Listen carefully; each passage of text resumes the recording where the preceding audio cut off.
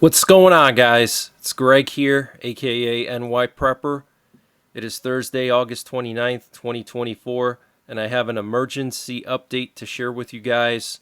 Right now, it is 1600 Eastern Time here in the United States, and we still have U.S. and Russian nuclear forces and strategic forces on very, very high alert. So I want to update you guys with all the latest information that I have from the Middle East, Asia, and Eastern Europe, and also some information from here in the US.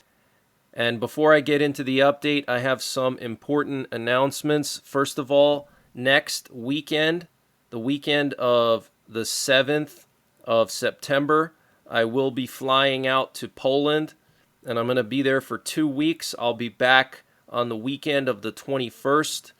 I won't be doing updates during that time, but I will be posting other content, outdoors, firearms, and truck content, and I will be continuing the 24/7 live streams from my hotel when I'm there. So I'm going to bring some of my equipment, so at least I'll have those streams going and other types of content going, but these daily updates I won't be able to do, but I will be checking into the 24/7 streams while I'm there. So just wanted to mention that. Also, want to just ask you guys to pray for Timothy Ratcliffe. He's a regular of this channel, big supporter. His father-in-law fell off of a treadmill and hurt his back. He has an acute compound fracture, so please pray for Timothy Ratcliffe's father-in-law who fell off of his treadmill and fractured his back. And also, if you're interested in supporting Ukraine, I want to share with you a friend of mine and somebody who I follow on Twitter. Her name is Paige in Kansas. I'm going to leave her Twitter account and her charity down in the comments, but her Twitter is @Paige in Kansas, and she does fundraisers to support Ukraine, and she really puts the money in places where it's needed. She's trustworthy and very well respected. She's not a fraudster like a lot of these charities in Ukraine have turned out to be. So I'm going to leave her information in the comments. So what you're looking at here are U.S. nuclear war command and control planes up in the air over the U.S. this afternoon, a presidential Doomsday plane, a nuke sniffer, and a B-52 nuclear bomber, and a U.S. Air Force VIP plane taking off from D.C. all at the same time this afternoon. 2 Boeing E-6 Mercuries this afternoon, one over Oklahoma, one over Nevada, a Doomsday plane that was flying with its flight tracker turned off, and a nuke sniffer over Nebraska. These planes can detect radiation in the atmosphere. And then a B-52 nuclear bomber airborne over the plains. And then we have this VIP plane here taking off from D.C. So our strategic forces, our nuclear forces are on very high alert. And here's a closer look at the nuke sniffer and the Doomsday plane. The Doomsday plane was flying with no tracker, okay? It turned its tracker on right before landing so it wouldn't collide with any other planes about to land in Omaha, okay? So that is very, very concerning, guys, that a Doomsday plane is flying with its tracker off, and we've been seeing these Doomsday planes airborne every single day for the last week, okay?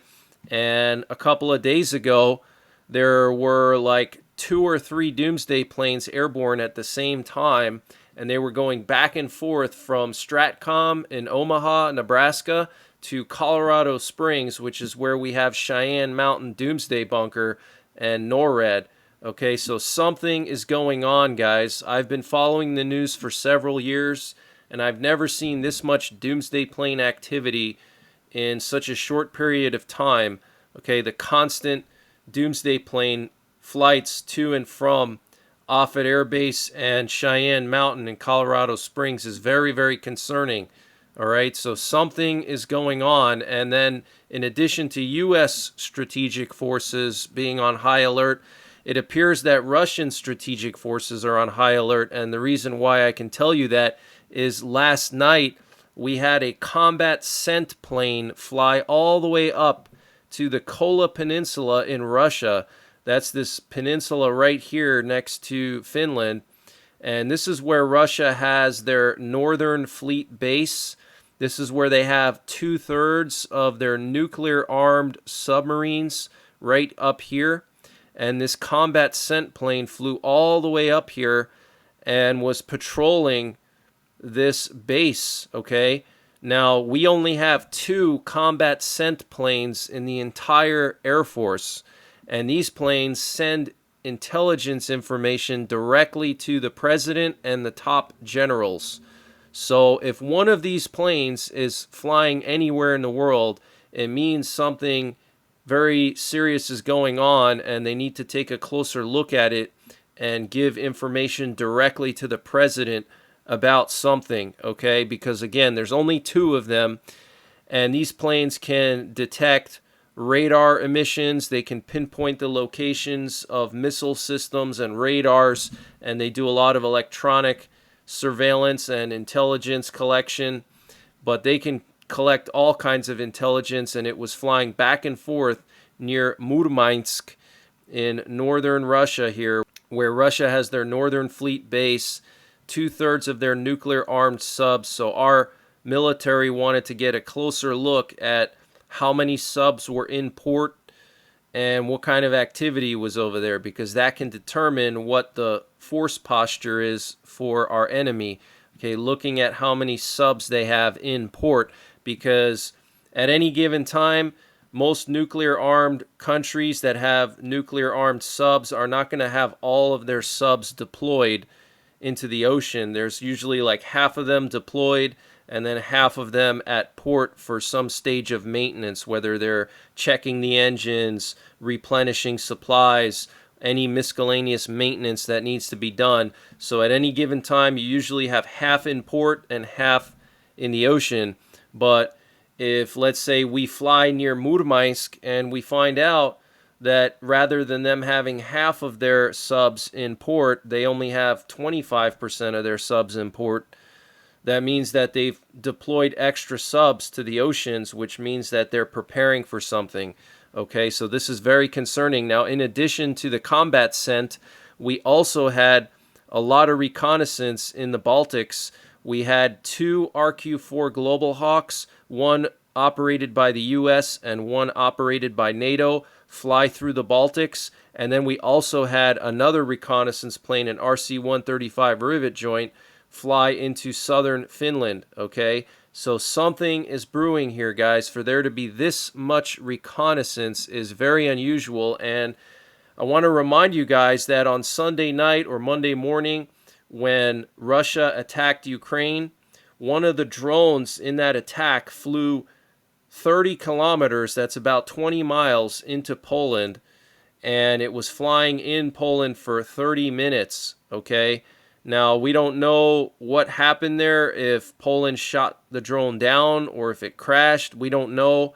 Okay, I do have some updated information on that, but very, very concerning. That was definitely a test of Poland's air defenses. Russia is testing Poland's air defenses and also trying to scare Poland and scare NATO. They've already sent like 3 missiles into southeastern Poland. Now they sent a drone. Okay, here's another reconnaissance plane. This is another RQ-4 operated by NATO, Magma 10. Now, anytime you see Magma 10 up in the air, it means something serious is about to go down. They don't pull this thing out for no reason, okay?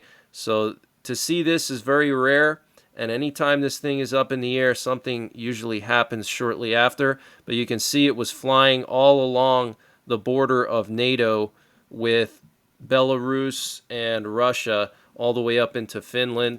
And before I continue with the breaking news, I wanted to mention the sponsor for this update, which is Patriot Supply. Guys, Patriot Supply is doing their most aggressive discount yet on their 3-month emergency food supply. And to get the deal, you got to go to preparewith.NYPrepper.com.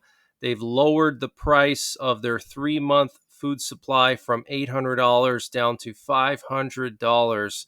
3 months of emergency food for $500. That is a really good deal, and it will last you 25 years because it is freeze dried and it's all packed within 6 rugged water resistant buckets. So you have all that food in a small package. You can store that pretty much anywhere, and you can also take it with you. If you have to bug out, you can throw that in your vehicle easily. So use the link preparewithNYPrepper.com to get $300 off the My Patriot Supply 3-month emergency food supply, $500 for it. Also, they have free shipping and handling included. In addition to the 3-month supply, they also have a general store. And to get to their general store, you got to scroll all the way down to the bottom, and you'll see the My Patriot Supply logo at the very bottom of the page. You click on that, and it'll take you to their general store, and they have all kinds of discounts. And to get the deals, you got to use my link, preparewithNYPrepper.com, and I'll leave the link in the description below this video. Here we have the US RQ-4. Look at this, guys. This thing is still up in the air now, and it's just been looping here along the border of Estonia and Russia. Just hundreds of loops. That is insane and very, very serious. And then this was Monday night, the day after Russia sent the drone into Poland. We had the Combat Scent patrolling the coast of Kaliningrad, where Russia has their Baltic fleet. And then there was another RC-135 patrolling the border of northern Poland with Russia. So something's brewing over here, guys. I don't know what it is, but we have to be on high alert. And the IAEA, which is the UN nuclear agency, is reporting that Iran has further increased its stockpiles of weapons-grade uranium. Okay, so what this means is that Israel is going to start to feel very insecure, and Israel is going to have to take action. They're not going to wait for Biden to give them the okay, all right? Israel is not a satellite of the United States. They will act independently. They have their own weapons, their own capabilities. They've demonstrated that they can fly into Iranian airspace undetected, and this was back in April when they were planning their retaliation for the Iranian missile strike. They flew F-35s right up to Natanz and all the major nuclear sites in Iran, and they flew undetected, penetrated the air defenses, and they actually destroyed some S-400s. Okay, so Israel's not going to wait for Biden. They're not going to wait for approval. Okay, and also Israel has hundreds of nuclear weapons. Their nuclear weapons program started back in the 50s, and they actually got a lot of their nukes from France. France actually helped Israel to develop their nuclear program. Okay, so Israel has Popeye missiles in their subs. They have F-35s with possibly either gravity nuclear bombs or nuclear warheads on cruise missiles. And then they also have transporter erector launchers, which are just missile trucks, essentially. And they have those in caves in central Israel. They have several dozen of those, okay? And they have their Jericho 4 missile, which is mounted on those missile trucks. And the Jericho 4 can reach Moscow, okay? So Israel's not messing around, and they have what's known as the Samson option. Okay, and actually during the Yom Kippur War, when Israel was being attacked by Egypt and from the north and from the east, from all directions, at one point during the Yom Kippur War, Israel literally had all of their nuclear weapons ready to fire. They were about to launch, and then they canceled the order at the last minute because they were being attacked from all sides during Yom Kippur War. Okay? So that was the closest Israel ever came to using the Samson option, but they could easily do it. Okay, if they're pushed too far, they could nuke Iran, they could nuke Lebanon, they could nuke everybody. All right, so very serious situation over there. We're also hearing that ships off the coast of Iran are reporting massive GPS jamming. And the Wall Street Journal, quoting a U.S. official, stated today that a Ukrainian F-16 crashed in an incident last Monday. So this was a few days ago during that massive missile strike. Apparently, this F-16 was trying to shoot down some of the missiles that Russia launched, and somehow the F-16 crashed. We don't know any details about it. The General Staff of the Armed Forces of Ukraine stated that while repelling a Russian missile attack, one of the F-16s of the Air Force of Ukraine crashed and the pilot was killed. An investigation is underway to determine the cause. Wow. And Ukraine will be allowed to deploy Dutch F-16s on Russian territory. This is what the commander of the Armed Forces of the Netherlands, Anno Eichelsheim, told Dutch news outlet NOS. Quote, "We have not imposed any restrictions on the use and range of the F-16 provided that the law of war is observed. Ukraine can use the resources we supply as it wishes, provided that it adheres to the humanitarian law of war." Wow. Okay, so we know that the Netherlands has given, I think, 24 F-16s to Ukraine, something like that. And here we have the commander of their military saying that Ukraine can use any of their weapons however they like, as long as it adheres to humanitarian law of war. Okay, and we know that Zelensky said 2 days ago that he spoke with his top general, and they're formulating a response to Sunday night's attack that involves F-16s. Okay, so this is very, very serious, guys. Okay, very serious. And he said that the Americans partly agree with this. He's currently visiting the U.S. They have different restrictions, but they have also supplied different weapon systems. We certainly have the same line to make sure that Ukraine wins the war. I think we are doing everything we can to make that happen. According to Eichelsheim, the question now is how Ukraine can exploit the presence in Kursk strategically. You can use it as a bargaining chip, then you have to do something with negotiations, or do you use it to ensure that Russia has to withdraw units from the Donbass region?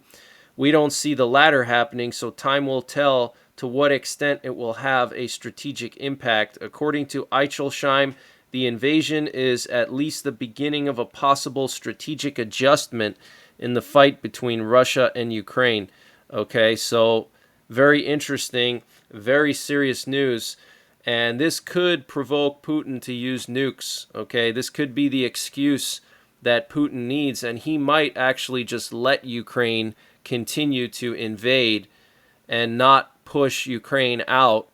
And maybe he's allowing this to happen so he has that excuse to finally nuke Ukraine, because we know that that's what Putin has wanted to do for a very long time.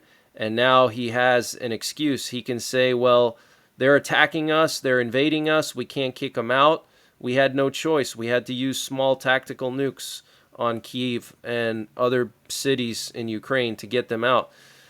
Zelensky said that he had two important meetings today. The first one with the Ukrainian military chief of staff and the commander-in-chief, and they discussed the situation in Pokrovsk, Toretsk, and Kursk.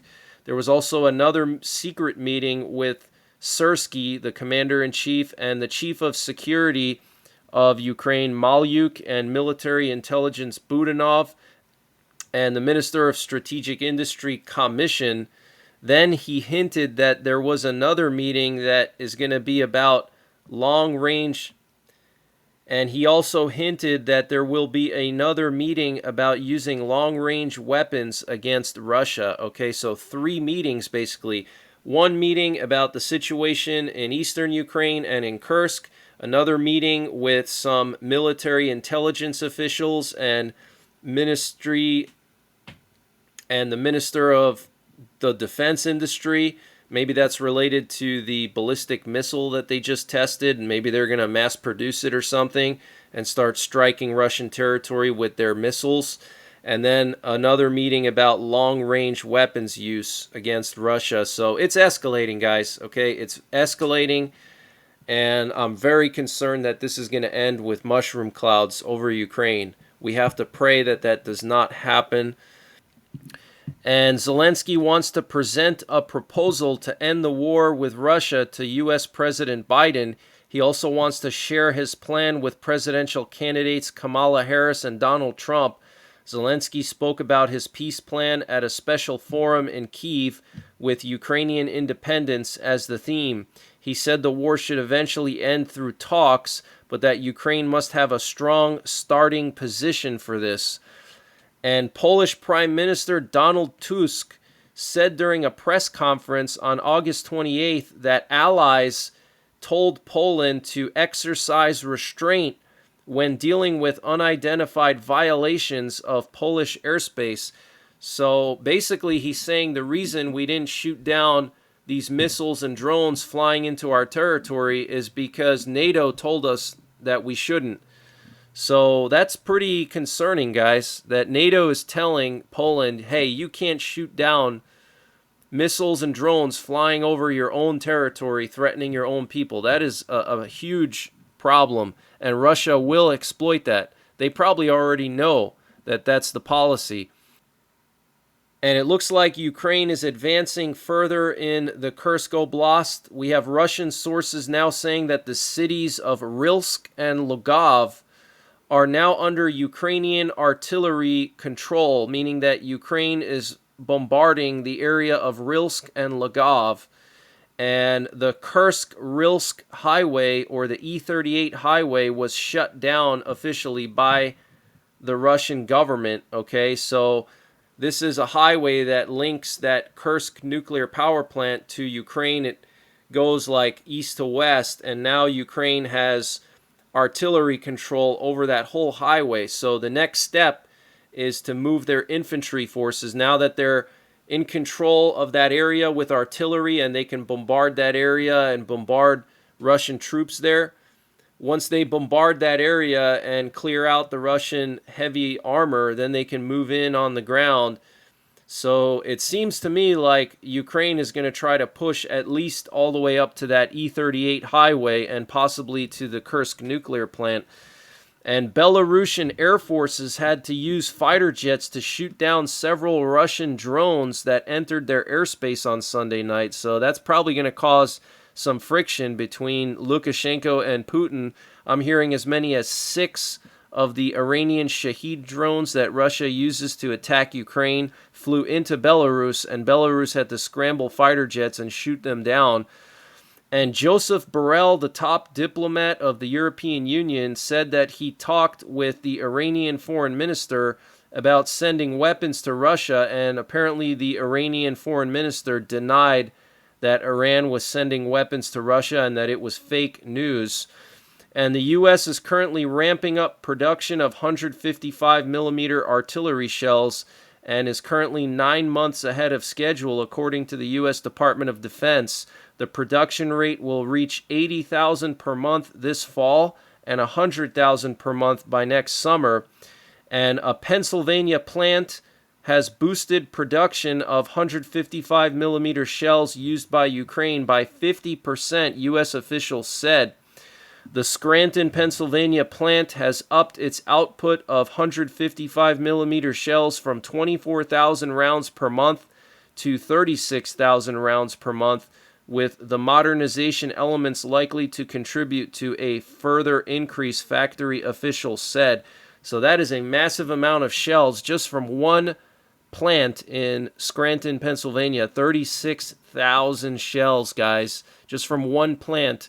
So Russia's not going to be able to keep up with our wartime industry, guys. We haven't even turned on our wartime industry. Russia has gone full wartime production, okay? But they can't keep up with us. We haven't even turned on our war machine, okay? We're still in civilian mode, okay? Imagine if we go full wartime production, we would absolutely crush Russia in terms of artillery production. And that is when Putin is going to feel desperate, and he may use nuclear weapons or he may attack NATO countries. And U.S. forces are ready with a range of options to deal with increasing acts of aggression in the South China Sea if ordered to carry them out jointly. And after consultations with the Philippines, U.S. Indo-Pacific Commander Chief Admiral Samuel Paparo said today. So a range of options being prepared to deal with any escalation in the South China Sea. And there was a hydrothermal explosion in Yellowstone at Biscuit Basin. It scattered debris and boiling water, prompting tourists to flee. Now, this is the second hydrothermal explosion in Yellowstone in like the last month or so. So something's brewing over there, guys. Okay, the Yellowstone supervolcano is bound to explode at some point in the future. It's been dormant for several million years, and it erupts like every few million years or so. So lots of activity over there in Yellowstone in the last year or so. Very, very concerning. Want to just show you guys some more flights here. So here you can see a NATO AWACS plane that was looping in northern Norway. There was also a sub-hunter that went out to the Kola Peninsula, probably to join that combat scent that was flying up there. And then we had another NATO AWACS plane over the Romanian Carpathians. And I want to remind you guys that Belarus has moved hundreds of tanks to the border of Ukraine, and they have new tactical markings, the letter B.